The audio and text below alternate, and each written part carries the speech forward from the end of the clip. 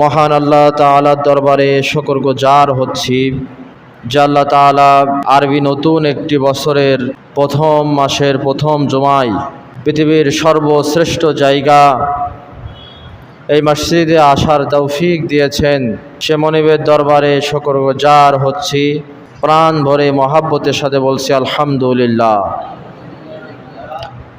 আজ হিজরি ক্যালেন্ডারের 1448 হিজরির প্রথম মাস মুহররম। এই মুহররম মাসের আজকের এই প্রথম জুমা আমাদের প্রাত্যহিক, সামাজিক ও ধর্মীয় জীবনে মূলত তিনটি ভিন্ন ভিন্ন বর্ষপঞ্জি বা ক্যালেন্ডার প্রচলিত রয়েছে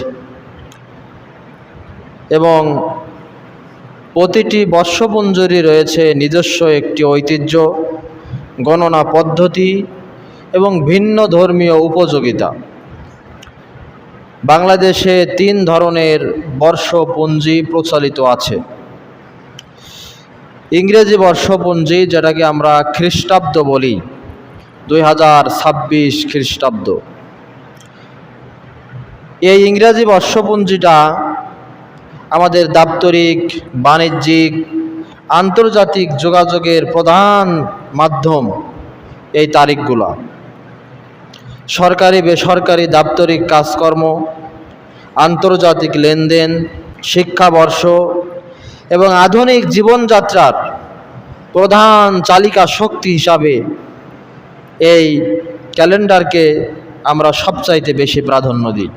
এই বর্ষপঞ্জি রাত 12টা 1 মিনিট থেকে পরিবর্তিত হয়। নতুন দিনের গণনা শুরু হয় 12টা 1 মিনিটের পর, তারিখ চেঞ্জ হয়। 2 নম্বর বঙ্গাব্দ বা বাংলা বর্ষপঞ্জি। বাঙালি সংস্কৃতি, ঐতিহ্য এবং কৃষি অর্থনীতির সাথে মিশে আছে আমাদের এই চিরচেনা বাংলা বর্ষপঞ্জি। মূলত মুঘল সম্রাট আকবরের শাসনামলে খাজনা আদায়ের সুবিধার্থে এটি, যদিও আমরা বাংলা বর্ষপঞ্জি বলি, আগে নাম ছিল ফসলি সন, এই পঞ্জিকার প্রচলন করেন এবং এটি বাংলাদেশের 6 ঋতুর সাথে সম্পৃক্ত। আবহমান বাংলার কৃষি, ফসল বোনা, কাটার সময় নির্ধারণ এবং হালখাতা এবং বাঙালির প্রধান অসাম্প্রদায়িক উৎসব, যেটাকে আমরা পহেলা বৈশাখ বলি, এই ঋতুভিত্তিক উৎসবগুলো বাংলা সন হিসাবে গণনা করা হয়। এই বাংলা সনটা গণনা শুরু হয় প্রতিদিন সকালের ভোরের আলো ফোটার সাথে সাথে এই দিনটি গণনা শুরু হয়। 3 নম্বরের বর্ষপঞ্জি হচ্ছে হিজরি বা ইসলামী বর্ষপঞ্জি। মুসলিম সম্প্রদায়ের ধর্মীয় আচার অনুষ্ঠান, ইবাদতের দিনক্ষণ নির্ধারণের জন্য এই হিজরি বর্ষপঞ্জি, যেটি চন্দ্র মাস, ওয়ায়াসআলুনাকা আনিল আহিল্লা কুল হিয়া মাওয়াকিতু লিন্নাস, রাসূলের কাছে প্রশ্ন করা হয়েছে আকাশে যে চাঁদ, এই চাঁদটা সরু হয়ে ওঠে, আস্তে আস্তে বড় হয়, এক সময় আবার আকাশের সাথে মিশে যায়। এই চাঁদের হ্রাস এবং বৃদ্ধি কেন ঘটে?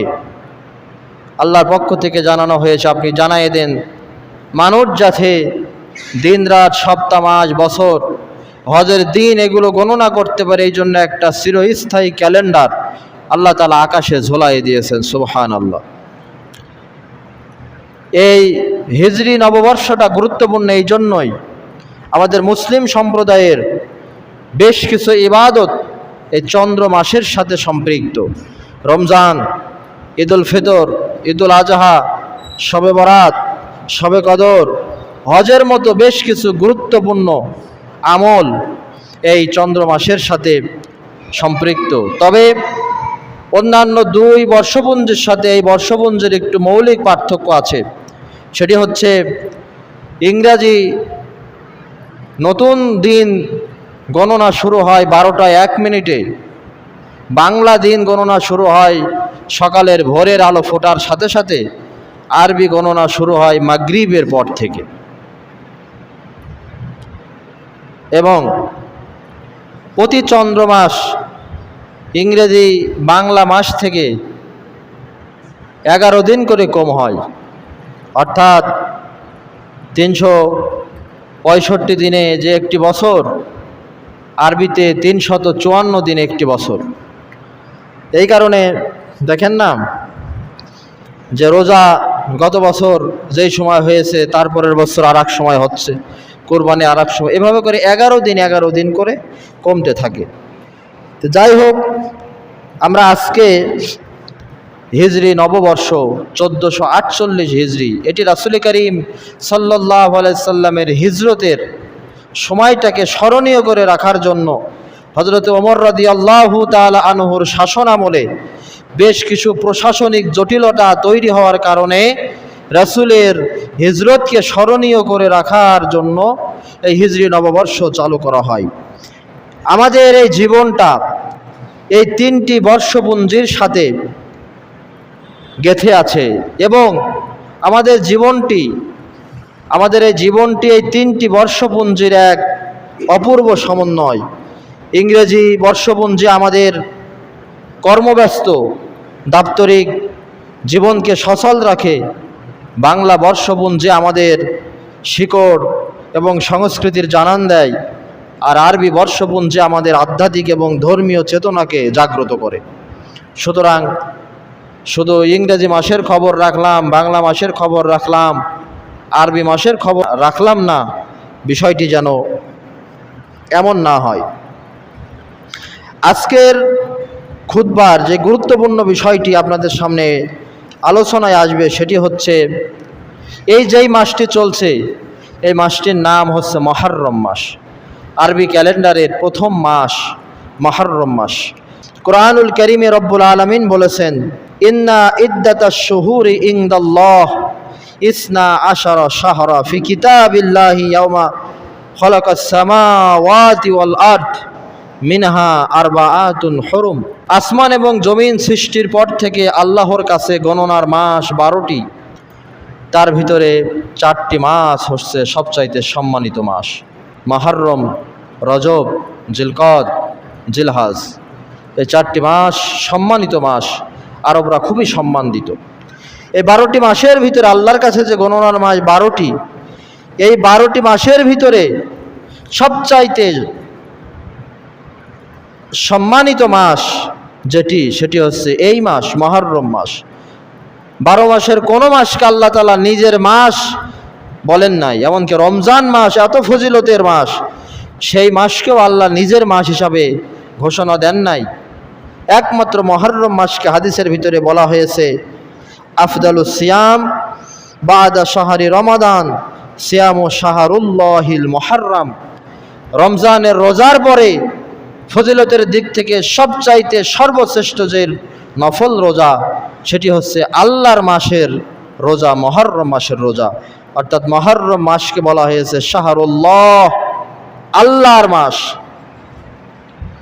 এবং রমজানের পরে সর্বশ্রেষ্ঠ যত নফল রোজা আছে, আমরা যত নফল রোজা করি, রোজার মাসের রমজান মাসের রোজা এটা তো ফরজ রোজা, এর বাইরে আমরা যত নফল রোজা করি, আল্লাহর হাবিব বলেছেন আফদালুস সিয়াম বাদা শাহরি রমাদান সিয়ামু শাহরুল্লাহিল মুহররম। সবচাইতে ফজিলতপূর্ণ রোজা হচ্ছে এই আল্লাহর মাস মুহররম মাসের রোজা। এই মুহররম মাস ইসলাম আসার আগ থেকে এই মাসটি সম্মানিত। ইসলাম আবির্ভাবের আগেও মক্কার কুরাইশরা এই মুহররম মাসটাকে সম্মান দিত। বিশেষ করে মুহররম মাসের যে 10 তারিখ, যেটাকে বলা হয় আশুরা, ইয়াউমুল আশুরা, আশারা মানে 10, সেখান থেকে আশুরা। এই মুহররম মাসের 10 তারিখটাকে মক্কার কুরাইশরা ইসলাম আসার আগ থেকেই তারা সম্মান দিত। এবং এই দিনে প্রতি বছর আরব দেশের লোকেরা ঐতিহ্যগতভাবে কাবা ঘরের গিলাফ পরিবর্তন করত মুহররম মাসের 10 তারিখে। রাসূল করিম সাল্লাল্লাহু আলাইহি সাল্লাম হিজরতের পূর্বে অর্থাৎ মদিনায় যাওয়ার আগ পর্যন্ত যতদিন মক্কায় ছিলেন, মক্কার অন্যান্য মানুষের মতো তিনি এই মুহররম মাসের 10 তারিখ আশুরার দিনে বিশ্বনবী সাল্লাল্লাহু আলাইহি সাল্লাম রোজা রেখেছেন, নফল রোজা। কারণ এটি সবচাইতে ফজিলতের রোজা। এমনকি রমজানের রোজা ফরজ হওয়ার আগ পর্যন্ত মুহররম মাসের 10 তারিখের রোজা রাখাটা ফরজ ছিল। পরবর্তীতে যখন রমজানের রোজা দ্বিতীয় হিজরিতে মদিনায় যাওয়ার পরে ফরজ হয়, এই মুহররম মাসের 10 তারিখ রোজাটাকে ঐচ্ছিক রাখা হয়, নফল হিসাবে রাখা হয়, কিন্তু ফজিলত অনেক। নবীজি যখন মক্কার জীবন শেষে কাফেরদের ষড়যন্ত্রের মুখে পড়ে আল্লাহর নির্দেশ মোতাবেক মদিনায় হিজরত করলেন, মদিনায় হিজরত করে নবীজি একটি নতুন দৃশ্য দেখতে পেলেন।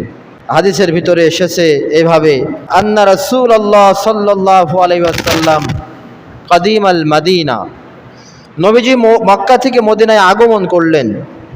ফাওয়াজাদ আল ইয়াহুদা সিয়ামা ইয়াউমা আশুরা, মদিনায় ইহুদি এবং খ্রিস্টানে ভরা ছিল, আহলে কিতাব দ্বারা ভরা ছিল। এই ইহুদিরা এই মুহররম মাসের 10 তারিখে তারা গণহারে রোজা রাখে। তখন নবীজির মনে প্রশ্ন জাগলো, যেই 10 তারিখে আমরা মক্কায় রোজা রেখে এসেছি, মদিনায় এসে দেখি মদিনার ইহুদিরা দলে দলে এই দিন রোজা রাখে। ফাকালা লাহুম রাসূলুল্লাহ সাল্লাল্লাহু আলাইহি ওয়াসাল্লাম, নবীজি তাদের কাছে জানতে চাইলেন, মা হাযা ইয়াউম আল্লাযী তাসুমুনাহু, এটা তোমাদের কাছে কোন দিন, যেই দিনটার কারণে তোমরা এই দিন সবাই রোজা রাখো? ইহুদিরা জবাব দিল, ক্বালু হাযা ইয়াউমুন আযীম, এটি আমাদের বিজয় দিবস, মহান বিজয় দিন। সে বিজয়টা কি? আনজাল্লাহু ফীহি মূসা ওয়া কওমাহু ওয়া গাররাকা ফিরআউনা ওয়া কওমাহু, আল্লাহ তাআলা এই মুহররম মাসের 10 তারিখে আমাদের নবী মূসা আলাইহিস সালাম, ইহুদিদের নবী তিনি, আমাদের নবী মূসা আলাইহিস সালাম এবং আমাদের জাতিকে স্বৈরা শাসক, অত্যাচারী শাসক ফিরআউনের কবল থেকে মুক্তি দিয়েছিলেন। ফিরআউন এবং তার জাতিকে সাগরে ডুবায় মেরেছিলেন। এটা আমাদের বিজয় দিবস। ফাসামাহু মূসা শুকরান, শুকরিয়া স্বরূপ মূসা আলাইহিস সালাম এই দিন রোজা রেখেছে, আমরা তার অনুসারী। ফানাহানু তাসুমুহু, আমরাও এই দিন রোজা রাখি। তখন নবীজি কথা শুনে বললেন, ফানাহানু আহাক্কু ওয়া আউলা বি মূসা মিনকুম, মূসা আলাইহিস সালাম শুধু তোমাদের নবী না, আমাদেরও নবী, এবং মূসা আলাইহিস সালামের ব্যাপারে তোমাদের চাইতে আমাদের অধিকার বেশি। ফাসামাহু রাসূলুল্লাহ সাল্লাল্লাহু আলাইহি সাল্লাম, নবীজি মদিনায় যেও এই 10 তারিখে রোজা রাখা শুরু করলেন। ও আমারা বিসিয়ামিহি, এবং সাহাবীদেরকে বললেন তোমরা এই দিন রোজা রাখো। এখানে কয়েকটি শিক্ষা আছে, সেটি হচ্ছে স্বৈরাচারের পতন এবং মাজলুমের বিজয় দিবস 10 মুহররম, এবং এই বিজয় দিবসটা উদযাপিত হয়েছে যারা বিজয়টি আনলো, এই বিজয়ের নেতৃত্ব দিয়েছিলেন যেই নবী হযরতে মূসা আলাইহিস সালাম, তিনি এই বিজয়টি পালন করেছে রোজা রাখার মাধ্যমে। তার অনুসারীরা যুগ যুগ ধরে ইহুদিরা এখনো পর্যন্ত এই বিজয়টি পালন করে 10 মুহররম রোজা রাখার মাধ্যমে। আমাদের দেশেও একটি বিজয় দিবস আছে 16ই ডিসেম্বর, কিন্তু কপাল পোড়া মুসলিম জাতি আমরা নাম দিয়েছে মুসলিম, কাজকাম একটু মুসলিমের সংস্কৃতির সাথে যায় না। বিজয় দিবস পালন করে ঢাক ঢোল পিটিয়ে, নৃত্য গান বাজনার মাধ্যমে, শুকরিয়া আদায় রোজার মাধ্যমে বা ইবাদত বন্দিগির মাধ্যমে করে না। এখন প্রশ্ন হচ্ছে, এই রোজাটা যদি আমরা রাখি আমাদের কি হবে? এটি আল্লাহ প্রদত্ত এমন একটি বাম্পার অফার। বিশ্বনবী সাল্লাল্লাহু আলাইহি ওয়াসাল্লাম বলেছেন, সিয়ামু ইয়াউমু আশুরা আহতাসিবু আলাল্লাহ আইয়ুকাফিরা সানাত আল্লাতী ক্বাবলাহু, মুহররম মাসের এই 10 তারিখের রোজাটা কেউ যদি রাখে, আল্লাহ তাআলা তার পেছনের 1 বছরের গুনাহ খাতা মাফ করে দেন। সুবহানাল্লাহ। আল্লাহ তাআলা মাঝে মাঝে কিছু অফার দিয়েছেন, বাম্পার অফার। জিলহজ মাসের রোজা, মুহররম মাসের রোজা, শাওয়ালে 6 রোজা, এগুলো বিরাট বিরাট অফার। তা আমরা যারা একটু ইবাদত বন্দিগি করতে আগ্রহী, রোজাটা রাখতে হবে। তবে এখানে একটি মাসালা আছে, সেটি হচ্ছে রাসূল করিম সাল্লাল্লাহু আলাইহি সাল্লাম যখন আশুরার দিন একটি রোজা রাখতে লাগলেন, তখন নবীজির ইন্তেকালের 1 বছর আগে সাহাবীরা বিশ্বনবী সাল্লাল্লাহু আলাইহি সাল্লামের দৃষ্টি আকর্ষণ করলেন। সাহাবীরা বললেন, ইয়া রাসূলুল্লাহ, আপনি বলেছেন খালিফুল ইয়াহুদা ওয়ান নাসারা, তোমরা ইহুদি এবং খ্রিস্টানদের বিরোধিতা করে চলো। তো ইহুদিরা মুহররম মাসের 10 তারিখে রোজা রাখে, আমরাও 10 তারিখে রোজা রাখি, তাহলে ইহুদি আর আমরা সমান সমান হয়ে গেলাম। মুসলিম উম্মার স্বতন্ত্র বৈশিষ্ট্য বজায় রাখার জন্য এবং ইহুদিদের ধর্মীয় রীতির বিরোধিতা করার জন্য নবীজি বললেন, লাইন বাকিতু ইলা কাবিলি লা আসুমান্না তাসি, যদি আমি আগামী বছর বেঁচে থাকি তাহলে আমি একটি রোজা করব না, মুহররম মাসের 9 তারিখেও রোজা করব, 9 আর 10 এই 2 দিন রোজা রাখবো। কিন্তু নবীজি সেই বছর আর পান নাই, তার আগেই তিনি ইন্তেকাল করেছেন। এই জন্য মাসালা হচ্ছে, এই হাদিসের উপরে ভিত্তি করে ওলামায়ে কেরাম বলেছেন, আশুরার রোজা সুন্নাত অনুযায়ী পালন করতে হলে ইহুদিদের বিরোধিতা করার উদ্দেশ্যে 2টি রোজা করতে হবে, মুহররম মাসের 9-10 অথবা মুহররম মাসের 10-11। সেই হিসাবে এই দিনটি পড়ছে মুহররম মাসের 9-10, আগামী বৃহস্পতিবার এবং শুক্রবার, অথবা আগামী শুক্রবার এবং শনিবার। আপনারা চেষ্টা করবেন এই 10 মুহররম আর 9 মুহররম, 10 মুহররম অথবা 10 মুহররম, 11 মুহররম, বৃহস্পতি শুক্র অথবা শুক্র শনি, এই 2টি রোজা রাখার মাধ্যমে 1 বছরের গুনাহ মাফ করানো এবং সবচাইতে ফজিলতের রোজা যেটি রমজানের রোজার পরে এই রোজাটি। এখানে আরেকটি শিক্ষা লুকিয়ে আছে, সেটি হচ্ছে, দেখেন, ধর্মীয় একটা বিষয়েও ইহুদিদেরকে ছাড় দেওয়া হয়নি, তাদেরকে বিরোধিতা করতে বলা হচ্ছে।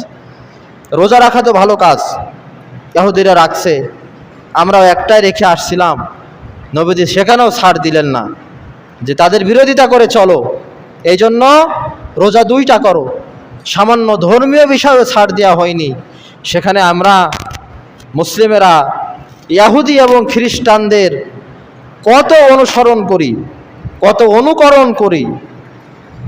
নবীজির সেই ভাষা, শেষ জামানার মুশরিকেরা, ইহুদিরা, খ্রিস্টানরা যদি সাপের গর্তে প্রবেশ করে, মুসলমানরা তাদের লেজ ধরে সেই সাপের গর্তে জানা শোনার পরেও প্রবেশ করবে। এর অর্থ বাস্তবে সাপের গর্তে প্রবেশ না, এটা একটা রূপগর্তে ব্যবহার হয়েছে। তার মানে তারা ইহুদি খ্রিস্টানদের এত অনুসরণ করবে, এত অনুকরণ করবে যে নিশ্চিত জানবে এখানে গেলে ক্ষতি হবে, তারপরেও তারা যাবে। সামান্য একটা বিষয় নিয়েই আপনার একটু ঠান্ডা মাথায় চিন্তা করুন। এই যে বিশ্বকাপ চলছে, ফুটবল খেলা, এই ফুটবল খেলা নিয়ে আর্জেন্টিনা, জার্মানি, যারা মুসলমানদের চিরন্তন দুশমন, কেউ ইসরায়েলের পক্ষ নিয়েছে, আর্জেন্টিনা ব্রাজিলের ভিতরে, তাদের খেলা নিয়ে আমাদের যত বাড়াবাড়ি, যত মাতামাতি। একজন বলেছেন, জঘন্য কথা বলেছেন, যে হুজুরেরা সব জায়গায় ধর্মকে টানে, হুজুরেরা সব জায়গায় ধর্মকে টানে, খেলার মতো জায়গায় ধর্মকে টানা ঠিক হয়নি। এ কথা বলেছেন একজন ব্যক্তি, একজন আলেমের এই ক্রিকেট খেলার মন্তব্য করা নিয়ে। আসলে সব জায়গায় ধর্মকে আমরা টানতাম না, সব জায়গায় ধর্মকে টানার প্রয়োজনীয়তা আমাদের নাই। এই জন্য ধর্মকে টানি যখন আমরা দেখি একজন যুবককে, একজন তরুণকে নিয়মিত নামাজের দাওয়াত দেওয়ার পরেও সে নামাজে আসছে না। এই যুবক আর তরুণকে যখন দেখি যে সামান্য ফুটবল খেলার জন্য, ক্রিকেট খেলার জন্য ভোর 4টায় খেলা হবে, ও দোহাই দিয়েছে ফজরের সময় ঘুম ভাঙে না বলে নামাজ আসতে পারি না, খেলা দেখার জন্য ঠিকই ভোর 4টের সময় জার্সি গায়ে দিয়ে চায়ের দোকানে কাতারে কাতারে দাঁড়িয়ে বসে বসে তারা এই খেলা দেখছে। খারাপ লাগে তখনই যে যখন দেখি নামাজের সময় যখন হয়, ঘন্টার পরে ঘন্টা চায়ের দোকানে চা খায়, চায়ের দোকানে ক্যারাম খেলে, চায়ের দোকানে তাস খেলে, কিন্তু নামাজে আসে না। কিন্তু এই সমস্ত বিষয়গুলো নিয়ে খুবই মাতোয়ারা, খুবই ব্যতিব্যস্ত হয়ে যায়, তখনই কিন্তু খারাপ লাগে। তা আল্লাহ তাআলা আমাদের সকলকে এই বিষয়গুলো বোঝার তৌফিক দিক, আমিন।